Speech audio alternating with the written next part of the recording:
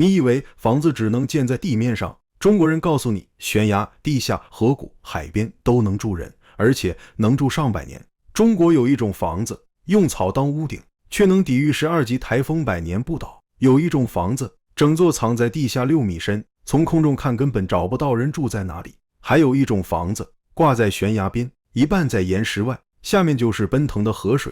从雪山脚下到沿海渔村，从梯田山腰到黄土高原，中国人用最简单的材料建造出了最不可思议的房子。今天就跟着我们一起看看中国最神奇的10种房子，看看古人的智慧到底有多逆天。第10名，新疆和睦木屋。新疆最北端的阿勒泰地区有个村子叫和睦村，海拔1124到2300米，离俄罗斯边界只有55公里，离哈萨克斯坦51公里，离蒙古国38公里，是中国最靠近3国边境的村子。这里有多冷呢？年平均气温0°C到9°C，冬天长达7个月，从11月到次年2月，气温都在0°C以下。最夸张的是积雪能达到3到5米厚，整个村子都被雪埋了。在这种鬼地方，土瓦人居然能世世代代生活，靠的就是他们的木屋、木阁了。木屋全用直径30到40厘米的粗木头搭建，而且大半截埋在土里，才能扛住半年的大雪。屋顶是人字形，用原木一层层堆起来，又保暖又防潮。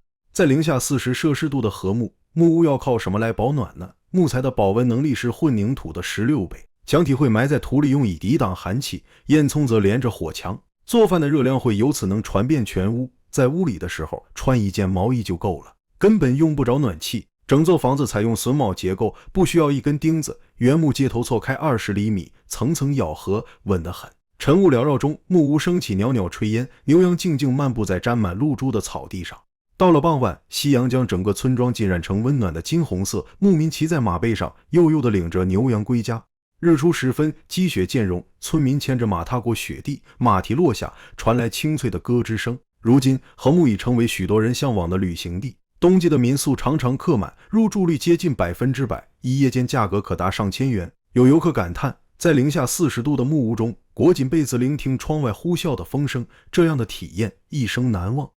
第9名，云南哈尼族蘑菇房。云南红河州元阳县海拔1500到2000米的山腰上，分布着一种造型奇特的房子——蘑菇房。远远望去，这些房子真的像一朵朵巨大的蘑菇，散落在层层叠叠的梯田之间。土基墙、竹木架、茅草顶，屋顶是4个斜坡面，整个村寨的蘑菇房连成一片，像巨人国里的一窝蘑菇。电影《无问西东》就在这里取景。这蘑菇房该怎么修建呢？首先，你需要用石头砌起半米高的墙基，然后再用夹板把土夯实，一段段往上垒墙，最后再盖上厚厚的茅草屋顶。这种蘑菇房分为3层，底层关牲处，堆农具，顶层堆粮食，中间层住人。中间层最特别，正中央有个95乘60厘米的长方形火塘，一年4季烟火不断。这个火塘可不简单，哈尼人说它代表着本民族火一样的性格和热情。你要是来做客，主人会请你围着火塘坐，喝糯米香茶，吃焖锅酒。最神奇的是，这种蘑菇房冬暖夏凉，大冬天外面冷得要命，屋里却暖融融的；大夏天外面热得要死，屋里却凉快得很。不用空调，不用暖气，全靠建筑的独特设计。哈尼人有句话，谁不会盖蘑菇房，谁就不是真正的哈尼。传说古时候哈尼人住山洞，山高路陡不方便，后来搬到新地方，看到满山的大蘑菇，不怕风吹雨打，就照着蘑菇的样子盖房子。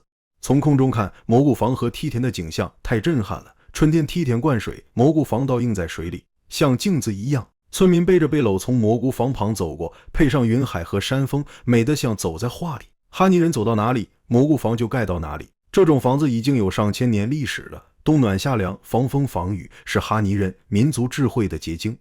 第8名，泉州红砖古厝。福建泉州这里有一种全红色的房子，当地人叫古厝。走在泉州老街，到处都是这种红砖红瓦的老房子，特别漂亮。这些房子全用红砖盖成，太阳一照，泛着温暖的红光。最特别的是屋顶做成燕子尾巴的样子，两面往上翘，不光好看，还能快速排水。闽南这边雨水多，这种设计特别实用。最厉害的是墙上的雕刻，外墙上刻着各种故事，有孝顺父母的故事，三国打仗的场面，还有龙凤、花鸟、鱼虫。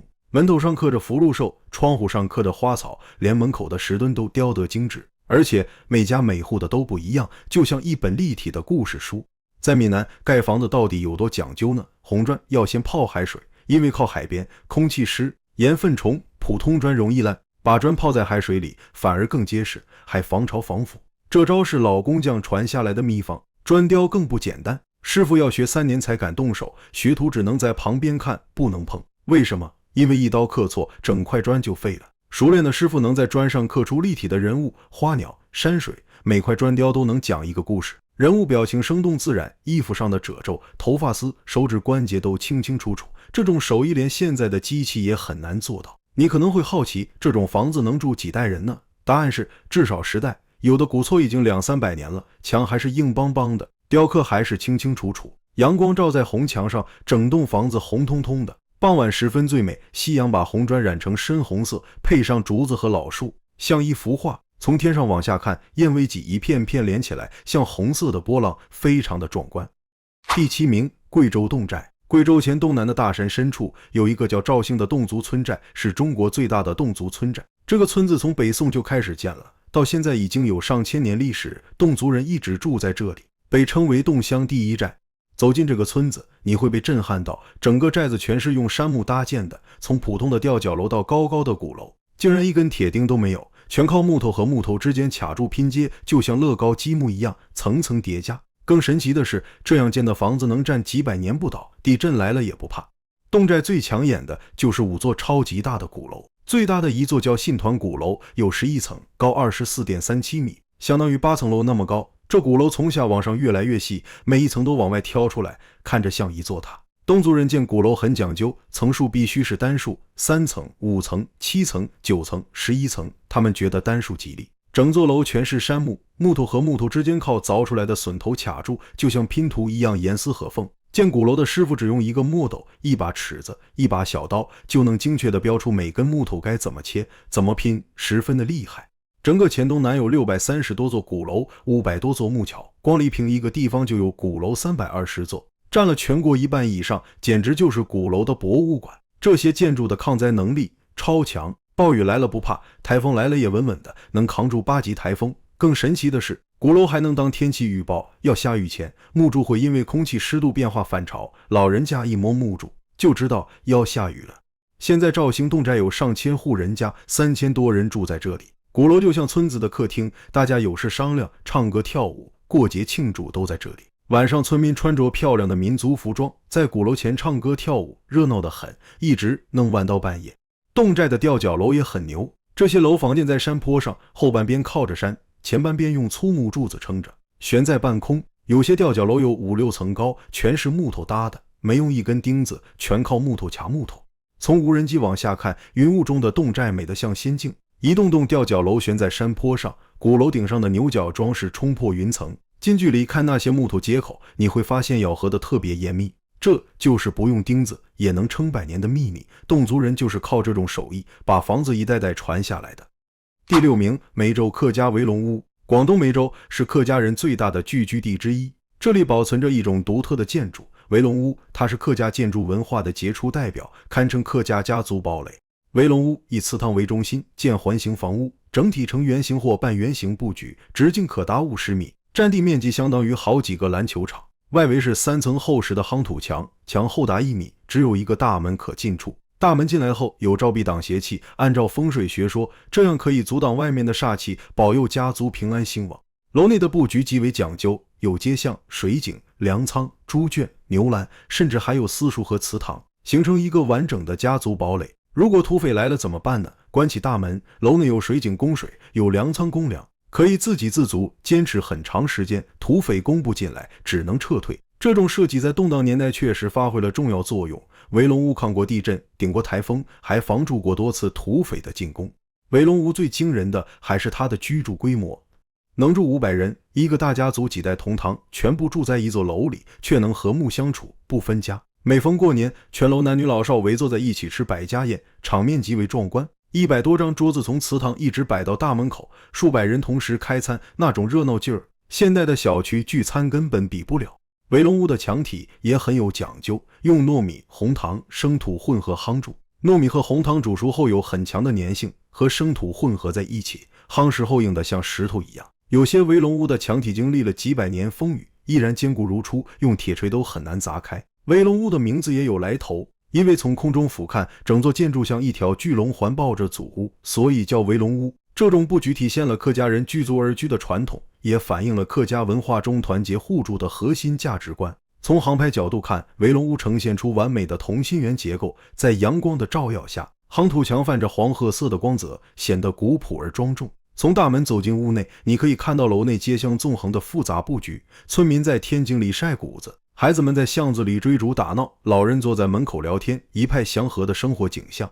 这种建筑不仅是住所，更是客家人团结精神的象征，是家族文化的物化载体。第5名，川南吊脚楼。四川泸州福宝镇的赤水河谷有一种看一眼就让人腿软的房子——吊脚楼。它们一半插进山体，一半悬在半空，脚下就是咆哮的赤水河，光看都心跳加速。这种吊脚楼是如何搭建的呢？工匠会先在山壁上凿出平台，做房子的后半截，再用粗山木柱从悬崖边往外伸。这些木柱有的10几米长，直接插进岩石里，前半截房子就架在这些木柱上，于是就形成了后半在山里，前半在空中的奇景。这种房子属于干栏式结构，底层架空，既能防潮，又能避开山洪。赤水河雨季涨水快，但只要吊脚楼架得够高，洪水也只会在下面狂吼，根本淹不到屋里。因为底下通风，潮湿也不容易让木头发霉。最让人佩服的是那条悬空走廊，宽1米左右，两边是简单木栏杆，往下一看就是100米深的峡谷。游客看了会腿软，但当地人天天走，就像走自家院子一样习惯。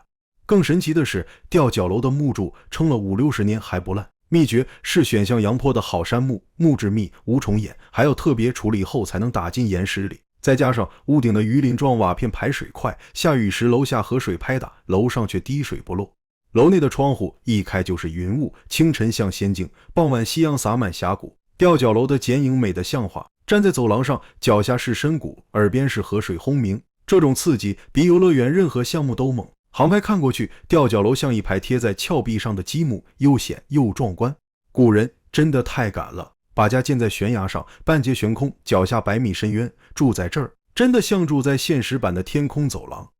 第4名，河南三门峡地坑院。河南三门峡有种神奇的房子，站在地面上往下看，只能看到树湖几个洞口，根本看不到房子。但你走近一听，下面传来说话声、狗叫声、做饭声，热闹得很。这就是地坑院，一种藏在地下的房子。地坑院已经有4000多年历史了。这是怎么建呢？首先要在平地上挖一个大坑，长宽各10到12米，深10米，相当于挖掉3层楼那么深。然后在坑的4面墙上凿出8到12个洞，这些洞就是房间、卧室、厨房、储藏室，什么都有。在院子的一角会有一条斜坡通道通向地面，这就是进出的大门。走下这条10几米长的坡道，就像进入地下迷宫一样。地面上还修了围墙，防止雨水灌进去，也防止小孩或牲畜掉下去。你可能要问了，那如果下雨了该怎么办呢？这就是房子最厉害的一点，排水系统。古人在院子中央挖了一口深井，专门渗水，雨水顺着地面流进井里，慢慢渗到地下，从来不积水。4000年前就有这设计，真是太聪明了。地坑院最大的好处是冬暖夏凉，夏天地面40摄氏度，地坑院里只有20摄氏度，相当于天然空调。冬天外面零下10几度，窑洞里烧炕能保持10摄氏度以上，甚至能在院子里种果树。因为土墙厚1米多，保温效果特别好，而且地坑院还防震防风，埋在地下，地震时受冲击小，刮多大的风地下都感觉不到。历史上这里地震过很多次，地坑院几乎都没事。从空中拍下来，地面上只有树，看不到房子。镜头往下一摇，突然冒出一个个地下院子，密密麻麻，让人震惊。看着村民从地面坡道走下去，推开门进入地下房间，就像进入了另一个世界。现在的三门峡还有近万座地坑院，有些已经200多年了，住过6代人。古人太会藏了，把房子建地下，从上面根本看不出来。第3名，广东开平碉楼。广东江门开平，这是中国最出名的华侨之乡。在这片田野之间，散落着1833座中西合璧的碉楼。2007年，它们被列入世界文化遗产，成为广东省第1处世界遗产。开平碉楼主要建于19世纪末到20世纪初，最繁盛的年代是1920年到1930年代，鼎盛时期曾有3000多座。碉楼一般高10到20米，最高的能达到9层。30厘米厚的钢筋混凝土墙上有铁栅栏窗户，顶层的瞭望台还有射击孔，它既能住人又能打仗，是真正的可居可战可房的3合1建筑。而开平碉楼最让人惊讶的就是它的建筑风格中西混搭，而且意外的好看。中式屋顶配西洋立柱，哥特式窗拱搭配古希腊廊柱，罗马拱券，巴洛克山花，伊斯兰穹顶，想用什么就用什么，完全不考虑风格统一，结果反而混搭出一种独特美感，像把一座座欧洲小城堡直接插进了广东的稻田里。那么开平人为什么要建碉楼呢？这还得从19世纪中叶说起。那时大量开平人漂洋过海，去美国、加拿大、澳大利亚修铁路、挖金矿，好不容易攒点钱，又因排华政策被迫回乡。可当时开平土匪横行，治安混乱，为了保护家人和财产，他们便建起了这种既能住又能守的防御式住宅。碉楼的防御细节做得极其到位，楼梯狭窄陡峭，一次只能上1人，就算土匪冲进来也难以往上爬。顶层瞭望台配探照灯，夜间也能观察动静。射击孔开在墙体上，呈俯角向下，防守的人能打到外面，土匪却打不到楼里。更夸张的是，建筑材料大多从海外进口，水泥、砂石、钢筋全是洋货，硬得惊人，百年不朽。碉楼外墙光滑，向上呈纸筒状，想爬也爬不上去。地基还特意做得比地面高1米，洪水来了水也淹不进去，防土匪、防洪水一并解决。最有名的是显冈镇的瑞士楼，被称为开平第1楼，9层之高，造型华美，每层窗式、柱式都不一样，是开平碉楼的天花板级作品。建筑学者称它中西融合的教科书级示范。2007年，开平碉楼与村落正式列入世界文化遗产。世界遗产大会的评价是，中西建筑艺术复杂而灿烂的融合，代表了塔楼建筑近5个世纪的巅峰。电影《让子弹飞》的经典画面，许多都取景于这里。银幕上那些带着异国风情的房子，就是开平碉楼。航拍镜头俯冲下来，碉楼矗立在一望无际的稻田中，夕阳照在立柱和山花上，金红色的光芒洒得田野发亮。走近一点，射击孔、铁栏窗、探照灯的位置一清二楚，仿佛还能看到当年的守楼人影。华侨真的太聪明了，在广东建起这种中西合璧的防御豪宅，挡住了土匪，挺过了洪水，成了世界遗产，也成为无数游客心中的中国最美骑楼。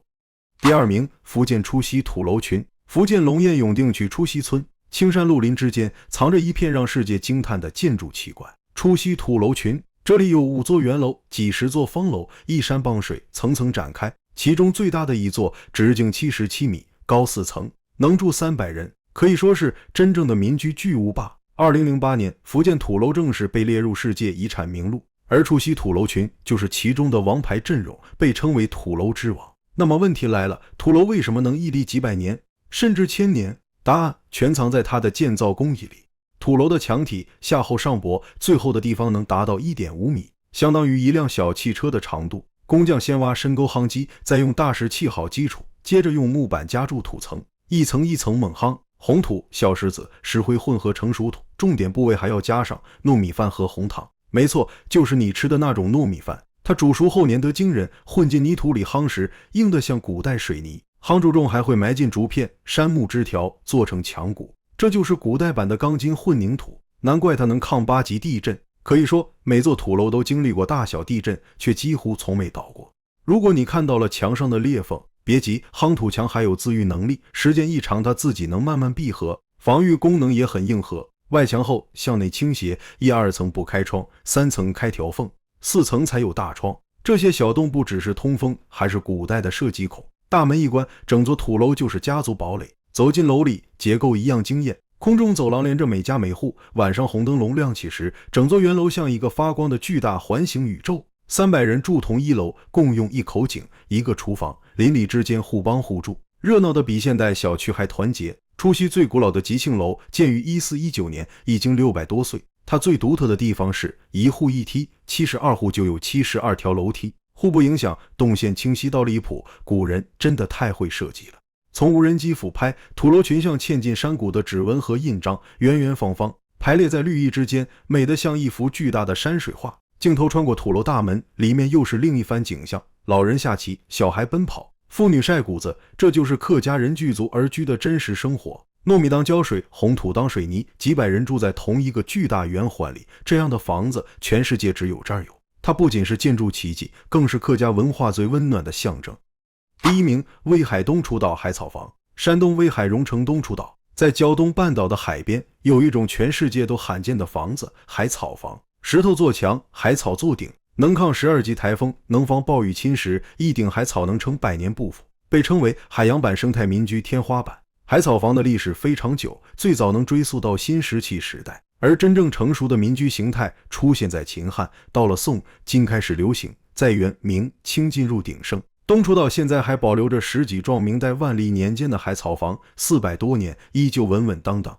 海草房最神奇的地方就是用草做屋顶，却能抗台风。而这草可不是一般的草，它来自5到10米深的浅海，大叶海藻类，鲜的时候翠绿，晒干后变成紫褐色，柔韧得惊人。每年台风过后，成熟的海草被海浪卷上岸，当地人捞起来晒干梳理，等到盖房子时使用。海草含卤，胶质多，不霉不虫，不易燃，还耐腐。盐渍处理之后，防腐等级直接拉满。台风来时，海草随风摆动，却不会被掀飞，这就是它能抗12级台风的秘密。铺草的工艺也很有讲究，必须由经验老道的善匠来做。屋顶木架铺上八字，从檐头开始一层一层向上收，每层只伸出3寸。普通一栋屋，每个屋坡要铺20层以上，从脊梁算起，海草厚度能达到50厘米到1米，相当于50至100层草。最上面再压一层混了黄泥的海草，保证屋顶牢固。屋脊两端还要做出抛物线形，这样屋面才不积水不积雪，雨水能顺着表层迅速排走。建一栋海草屋顶要用海草麦秸数万斤，3-4个工匠干10几天，70多道工序全手工完成，堪称民间建筑工艺的艺术品。海草房不仅能抗台风，还冬暖夏凉。厚厚的海草就是天然保温层，冬天挡风，夏天遮阳，海边潮湿也不会反潮。住在里面不用空调，不用暖气，一年4季都像开着天然恒温。墙体则由当地花岗岩石或海石垒成，粗犷的石墙配上毛茸茸的海草屋顶，胶东独有，世界难得一见。